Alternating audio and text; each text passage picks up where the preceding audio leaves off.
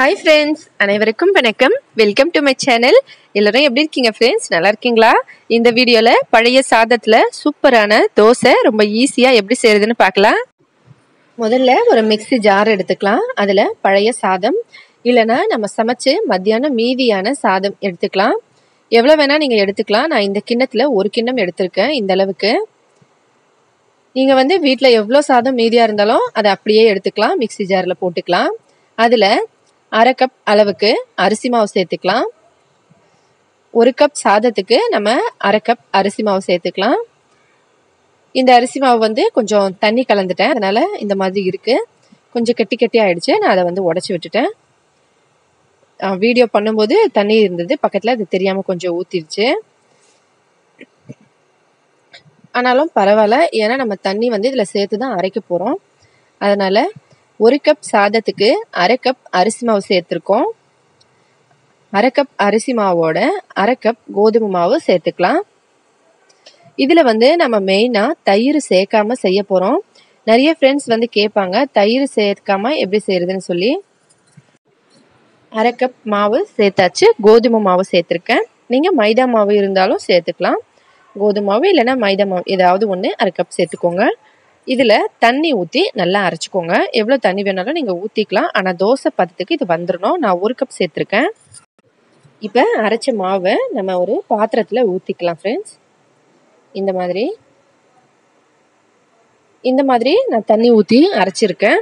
நீங்க முதல்ல கொஞ்சமா தண்ணி ஊத்தி அரைச்சிட்டு கூட அப்புறமா தண்ணி சேர்த்துக்கோங்க. ஏன்னா ரொம்ப தண்ணி ஆயிட வேண்டாம். தோசை மாவு பதத்துக்கு நான் தண்ணி ஊத்தி அரைச்சிருக்கேன்.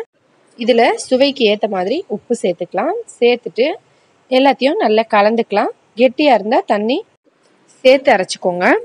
அப்படி இல்லை கரெக்டா தோசை மாவு பதத்துக்கே இருக்குன்னா தண்ணி சேர்க்க வேண்டாம். அதுக்கப்புறம் இது அரை கப் அளவுக்கு நம்ம வீட்டுல ஏற்கனவே பழைய மாவு வச்சிருப்போம் இல்லைங்களா, இட்லி தோசை மாவு இல்லைன்னா கடையில வாங்கினாலும் சரி, ஏதாவது ஒரு மாவு, அதாவது நம்ம வீட்லயே வச்சிருப்போம் ஏற்கனவே இட்லி மாவு தோசை மாவு அரைச்சு வச்சது, அதுல இருந்து ஒரு அரை கப் சேர்த்துக்கோங்க. இப்ப எல்லாத்தையும் ஒன்னா சேர்த்து நல்லா கலந்துடலாம். மாவு ஏற்கனவே புளிச்சிருக்கும். நம்ம இட்லி தோசை மாவு வச்சிருப்போம். அது புளிச்சு இருந்ததுனால இதுல நம்ம தயிர் சேர்க்க தேவையில்லை. இந்த மாதிரி செஞ்சுக்கலாம். இது எல்லாத்தையும் ஒன்னா சேர்த்து நல்லா கலந்துக்கலாம். நீங்க கடையில வாங்கின மாவா இருந்தாலும் இதுல சேர்க்கலாம். அவ்வளவுதான். இதை அப்படியே செய்யலாம். இல்லைன்னா ஒரு 3 ஸ்பூன் ரவை சேர்த்துக்கலாம். உங்களுக்கு இன்னும் நல்ல மொறுமொறுப்பா வேணும் அப்படின்னு நினைச்சீங்கன்னா நீங்க ரவை சேர்க்கலாம். இல்லைன்னா அப்படியே செய்யலாம். அப்படியே செஞ்சாலும் நமக்கு மொறுமொறுப்பு வரும். இருந்தாலும் நல்ல கிறிஸ்பி வேணும்னா நீங்க ஒரு 3 ஸ்பூன் ரவை சேர்த்துக்கலாம். சேர்த்துட்டு இது எல்லாத்தையும் ஒண்ணா நல்லா கலந்துக்கலாம். கலந்துட்டு நம்ம தவாவை வச்சு சூடு பண்ணலாம். அதுக்குள்ள இது ஒரு 5 நிமிஷம் அப்படியே இருக்கட்டும். நம்ம அதுக்குள்ள தவாவை சூடு பண்ணி தோசை செய்ய ஆரம்பிச்சிடலாம். இதை நீங்க உடனேவும் செஞ்சுக்கலாம். இல்லைன்னா கலந்து பாதி செஞ்சுட்டு பாதி கூட வச்சு அப்புறமா கூட செஞ்சுக்கலாம். இது புளிப்புத்தன்மை அதிகமா ஆகாது. நம்ம வச்சு செய்யலாம். அடுப்பு மேல தவா ஏற்கனவே நான் வச்சு சூடு பண்ணிட்டேன். இதுல நான் எண்ணெய் எதுவும் போடல. இது நான்ஸ்டிக் தவா, அப்படியே செய்யறேன். இரும்பு தவால செய்யும் போது நம்ம எண்ணெய் போட்டுட்டு அதுக்கப்புறம் செய்யணும். இது எல்லாருக்கும் தெரிஞ்ச விஷயம்தான். எப்பவும் நம்ம எப்படி தோசை செய்வோமோ அதே போல மாவு ஊத்தி தோசை வார்த்துக்கலாம். இது நல்ல மொறுமொறுப்பா சூப்பரான டேஸ்டியான தோசையா வரும். எல்லாருமே வீட்டுல விரும்பி சாப்பிடலாம். சாதம் மீதியானா இந்த மாதிரி நம்ம அதை தோசையாவும் செஞ்சுக்கலாம். ஏற்கனவே இட்லி செய்யறதுக்கான வீடியோ நம்ம அப்லோட் பண்ணியிருக்கோம். நீங்க பார்க்கலன்னா நம்ம சேனல்ல செக் பண்ணி பாருங்க. பாருங்க எவ்வளோ கிறிஸ்பியா ஆகிடுச்சு தோசை. அங்கங்க ப்ரௌன் கலர்ல. இதை எடுத்துடலாம். ரொம்பவே டேஸ்டியான சாதத்துல தோசை ரெடி ஆயிடுச்சு. அவ்வளவுதான் ஃப்ரெண்ட்ஸ். இதே போல நம்ம எல்லா தோசையும் ஊற்றி எடுத்துடலாம். நீங்க எப்பவும் தோசையில சோடா சேர்த்து செய்வீங்கன்னா நீங்க இதுலயும் சோடா ஒரு பிஞ்சு சேர்த்து செஞ்சுக்கலாம். பழக்கம் இருந்தா நீங்க சேர்த்துக்கலாம். இல்லைன்னா அப்படியே செய்யலாம். இதுல எவ்வளோ அளவு இன்கிரீடியன்ட்லாம் சேர்த்துருக்கோன்னு உங்களுக்கு டவுட்டா இருந்தா டிஸ்கிரிப்ஷன்ல பாருங்க. டிஸ்கிரிப்ஷன்லயும் எவ்வளோ அளவு சேர்த்துருக்கோன்னு சொல்லி கொடுத்துடுறோம். மறக்காம செக் பண்ணி பாருங்க ஃப்ரெண்ட்ஸ். இதே போல எல்லா தோசையும் நம்ம செஞ்சு எடுத்துடலாம். இதோட கூடவே ரொம்ப ஈஸியான ரொம்பவும் ஹெல்த்தியான ஒரு சைட் டிஷ்ஷும் பார்க்கலாம். இது இட்லி தோசை சப்பாத்தி பூரி எல்லாத்துக்கும் சூப்பரா இருக்கும். இந்த ஹெல்த்தியான சைட் டிஷ்க்கு நமக்கு அவரைக்காய், பீன்ஸ், உருளைக்கிழங்கு, வாழைக்காய், மஞ்சள் பூசணிக்காய், முள்ளங்கி இது எல்லாத்தையும் நல்லா சுத்தமா கழுவிட்டு சின்ன சின்னதா கட் பண்ணி எடுத்து வச்சுக்கணும். இந்த மாதிரி உங்ககிட்ட இருக்கிற காய் நீங்க எது வேணாலும் சேர்த்துக்கலாம். இப்போ ஒருவேளை உருளைக்கிழங்கும் பீன்ஸ் மட்டும் இருக்குன்னா வெறும் உருளைக்கிழங்கு பீன்ஸ் கூட நீங்கள் எடுத்துக்கலாம். ஒரு பாத்திரத்தில் கொஞ்சம் தண்ணி வச்சுக்கலாம். அந்த தண்ணியில் கொஞ்சமாக உப்பு சேர்த்துக்கலாம். சேர்த்துட்டு நம்ம கட் பண்ணி வச்சிருக்க காய்கறிகள் எல்லாத்தையும் இதுக்குள்ளே சேர்க்க போகிறோம். அதுக்கு முன்னே கொஞ்சம் மஞ்சத்தூள் சேர்த்துக்கலாம். இது வந்து ரொம்ப ரொம்ப ஹெல்த்தியான ஒரு சைட் டிஷ்ங்க. இது எல்லாத்தையும் சேர்த்துட்டு ஒரு தட்டு போட்டு மூடி வச்சிடலாம். இது நல்லா வேகட்டும். நார்த் சைடில் வந்து இது ரொம்பவே ஃபேமஸான ஒரு ரெசிபி. ப்ரெக்னெண்ட்டாக இருக்கும் போதும் குழந்தை பெற்ற பிறகும் இதை வந்து தினமும் செஞ்சு கொடுப்பாங்க. ஏன்னா இது வந்து ரொம்பவே ஹெல்த்தி. அதோட பால் நல்லா சுரக்கும். இதை சாப்பிட்டா ரொம்ப ரொம்ப ஹெல்த்தியான ஒரு சைட் டிஷ். இப்போ இது நல்லா வெந்துருச்சு. காய்கறிகள் எல்லாம் 3/4 பாகம் வெந்த உடனே பாருங்க, பார்த்தா நமக்கு தெரிஞ்சிரும். 3/4 பாகம் வெந்த பிறகு இதில் வந்து நம்ம கத்திரிக்காய், வெண்டைக்காய் இது ரெண்டுத்தையும் சேர்த்துக்கணும். ஒரு 2 கத்திரிக்காய், ஒரு 4 வெண்டைக்காய். இதையும் நான் நல்லா சுத்தமாக கழுவிட்டு சின்ன சின்னதாக கட் பண்ணி வச்சிருந்தேன். இதையும் சேர்த்துட்டு மூடி போட்டுடலாம். ஒரு 2 நிமிஷம் கழிச்சு ஆஃப் பண்ணிடலாம். முழுசாக வெந்துடும். 3/4 பாகம் வெந்த பிறகுதான் நம்ம வந்து வெண்டைக்காயும் கத்திரிக்காயும் சேர்க்கணும். இது ஏன்னா இது ரெண்டுமே ரொம்ப ஈஸியாக வெந்துடும். அதுக்கடுத்து பார்த்தீங்கன்னா இது வந்து உளுத்தம்பருப்பு வத்தல். இது வந்து எப்படி செய்யணும்னு சொல்லி உங்களுக்கு தெரிஞ்சுக்கணும்னா கமெண்ட்ஸில் சொல்லுங்கள். கண்டிப்பாக அப்லோட் பண்ணுறோம். இது வந்து நார்த் சைடில் ரொம்ப ரொம்ப ஃபேமஸ் ஆனது. இதை எல்லாருமே வீட்டில் செஞ்சு வச்சுருப்பாங்க. ஏன்னா இதை வச்சு நம்ம குழம்பு செய்யலாம், பொரியல், கூட்டு, நிறைய விதமான டிஃப்ரெண்ட்டான ரெசிபிலாம் சைட் டிஷ்லாம் செய்யலாம். இது எப்படி தெரிஞ்சுக்கணுன்னா மறக்காமல் கமெண்ட்ஸில் சொல்லுங்கள் ஃப்ரெண்ட்ஸ். கண்டிப்பாக அப்லோட் பண்ணுறோம். இது ரொம்ப ரொம்ப ஹெல்த்தியும் கூட. அதோட இதை ஈஸியாக நம்ம செஞ்சிடலாம். இதுக்கு பேர் வந்து வடி அப்படின்னு சொல்லி ஒரியால சொல்லுவாங்க. இது வந்து உளுத்தம்பருப்பில் மட்டுமே செய்வாங்க. அதோட இதை செய்யறது வந்து ஒரு பதம் பார்த்து செய்யணும். அது உங்களுக்கு தெரிஞ்சுக்கணுன்னா மறக்காமல் சொல்லுங்கள். நம்ம அப்லோட் பண்ணலாம் நம்ம சேனலில் இதுக்கப்புறம் வர வீடியோஸில். இந்த உளுத்தம்பருப்பு வத்தல் வந்து நாங்கள் ஏற்கனவே வீட்டில் ரெடி பண்ணி வச்சுருந்தோம். இதிலிருந்து கொஞ்சமாக நான் வந்து ஒரு கிட்டத்தட்ட ஒரு 20 பீஸ் எடுத்திருக்கேன். நம்ம இதை ரெடி பண்ணி வச்சுட்டு வருஷக்கணக்கில் இதை நம்ம ஸ்டோர் பண்ணி வச்சுக்கலாம்.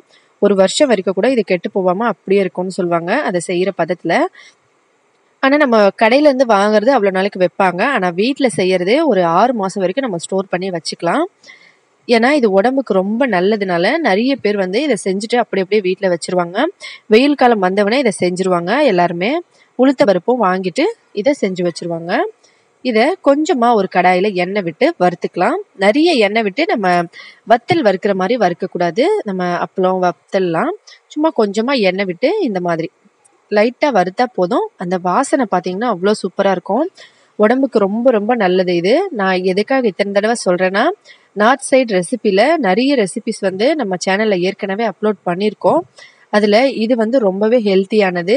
சின்ன குழந்தைங்கள்லேருந்து பெரியவங்க வரைக்கும் எல்லாருக்குமே கொடுக்கலாம். குழந்தை பிறந்த அப்புறம் அம்மாங்களுக்கும் செஞ்சு கொடுப்பாங்க. குழந்தை வந்து ஒரு வயசுக்கு, அதாவது இப்போ ஒரு வயசுக்கு அப்புறமா வளர்ந்துட்டு குழந்தைங்களுக்கு இதை வந்து இந்த ரெசிபி செஞ்சுட்டு இந்த தண்ணி காய்கறி எல்லாத்தையும் வச்சு சப்பாத்தி எல்லாம் ஊட்டி விடுவாங்க. ரொம்ப உடம்புக்கு நல்லதுனால நீங்களும் செய்யுங்க. இந்த வத்தலை வந்து நம்ம வறுத்துட்டு இதில் சேர்த்துக்கணும். நம்ம ஏற்கனவே காய்கறி வேக வச்சு வச்சுருக்கோம் இல்லைங்களா, அதில் சேர்த்துட்டு இதை கலந்துக்கலாம். இப்போ அதே கடாயில் கொஞ்சம் எண்ணெய் விட்டுட்டு காஞ்ச மிளகாய், கடுகு, சீரகம், வெந்தயம், நீங்கள் எப்படி தாளிப்பு போடுவீங்களோ அதே மாதிரி கடலைப்பருப்பு, உளுத்தம்பருப்பு உங்கள் விருப்பப்படி நீங்கள் தாளிப்பும் போட்டுக்கலாம். போட்டுட்டு இதில் கொஞ்சமாக வெங்காயம், ஒரு பாதி வெங்காயம் அளவுக்கு சின்ன சின்னதாக கட் பண்ணி இதில் சேர்த்துக்கோங்க. இதில் வந்து பச்சையாக பூண்டு வந்து அப்படியே உரிச்சிட்டு சும்மா லைட்டாக தட்டி போடுவாங்க. அது இன்னும் நல்ல வாசனையாக இருக்கும். கொஞ்சமாக வெங்காயம் சேர்த்து நல்லா வதக்கிக்கலாம். இது வந்து விரத நாட்களில் வெங்காயம் பூண்டு எல்லாம் சேர்க்காமலும் செய்வாங்க. இது அப்படி செஞ்சாலும் ரொம்ப சூப்பராக இருக்கும். நம்ம வெங்காயம் தக்காளி எல்லாம் சேர்க்கறது வந்து ஆப்ஷனல் தான். மற்றபடி இது நம்ம வெறும் தாளிப்பு போட்டு கூட நம்ம வேக வச்ச காய்கறியில் கொட்டி ஒரு 2 நிமிஷம் வேக வச்சோம்னா இது ரெடி ஆகிடும். வெங்காயம் வதக்கி இதில் தக்காளி போட்டுக்கு ஒரு 2 வெங்காயம் தக்காளி போட்டு நல்லா இந்த மாதிரி வதக்கிக்கணும். தக்காளி நல்லா பேஸ்ட் ஆகட்டும். அதுக்கப்புறமா தான் நம்ம ரெடி பண்ணி வச்சிருக்க மிக்சிங்கை இதில் ஊற்ற போகிறோம். தக்காளி நல்லா வதங்கின பிறகு இதில் வந்து நம்ம ரெடி பண்ணி வச்சுருந்த இந்த காய்கறி குழம்பை ஊற்றிடலாம். ஊற்றிட்டு நல்லா கலந்துக்கணும்.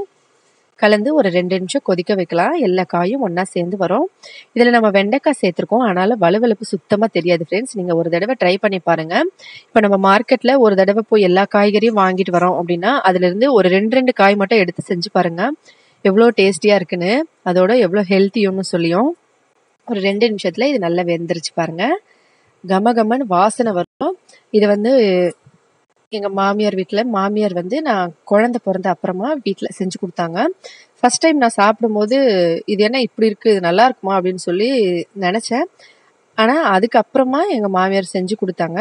சாப்பிட்டு பார்த்து இது வந்து ஒடிஷாவில் இப்படி தான் செய்வாங்க அப்படின்னு சொன்னாங்க. அதுக்கப்புறம் சாப்பிட்டோம், நல்லா இருந்தது. அதுக்கப்புறம் வீட்டில் எல்லாருக்குமே இது ரொம்ப பிடிச்சிருச்சு. இப்போ பாருங்கள், பார்க்குறதுக்கு எவ்வளோ சூப்பராக இருக்குன்னு. கண்டிப்பாக ட்ரை பண்ணி பார்த்துட்டு மறக்காமல் கமெண்ட்ஸில் சொல்லுங்கள் ஃப்ரெண்ட்ஸ். இது தோசை, இட்லி, சப்பாத்தி, பூரி எல்லாத்துக்கூடவும் சாப்பிடலாம். எங்கள் வீட்டில் எல்லாருக்குமே பிடிக்கும் இந்த ரெசிபி. உங்களுக்கும் இது பிடிக்கும். ட்ரை பண்ணி பார்த்துட்டு சொல்லுங்கள். வீடியோ பிடிச்சிருந்தா லைக் பண்ணுங்கள், ஷேர் பண்ணுங்கள். மறக்காமல் நம்ம சேனலை சப்ஸ்கிரைப் பண்ணிக்கோங்க. நன்றி, வணக்கம்.